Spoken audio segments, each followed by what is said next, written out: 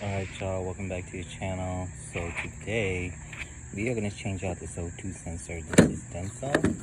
This is for the upstream. You're going to need something like this, or you can use a crow's feet. I'm not sure what size this is, but they only come in certain sizes. Oh, 7/8. So if you know, my dash always have a check engine light, and I've been doing that with years now. And apparently the code saying that I need a new O2 sensor. So we'll see if it actually works. Guys, here's the O2 sensor. We're gonna take it off. Might record right now, I don't know. Here's the connector. We're gonna try to unhook it.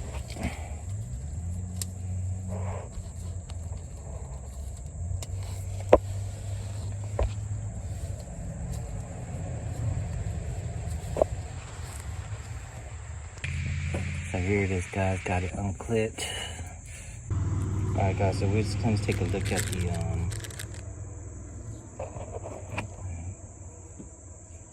the 2 oxygen sensors. So this is the one I had installed in there. This is the new one, the Denso. I can't remember if this is Bosch or NGK. I'm thinking it might be Bosch.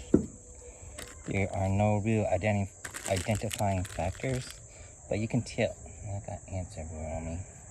Anyways, here is the Denso one. I thought they're supposed to come with like a little... Alright, so as you can see, the difference is there is a color difference in the wires. See how the Denso is different color coded? Oh man, got ants biting me. Oh my gosh. I'm probably ain't gonna work on the car too long. I just hate getting bug bites. But yeah, so there's a color difference. I'm not gonna go over it. We're just gonna have a look at it.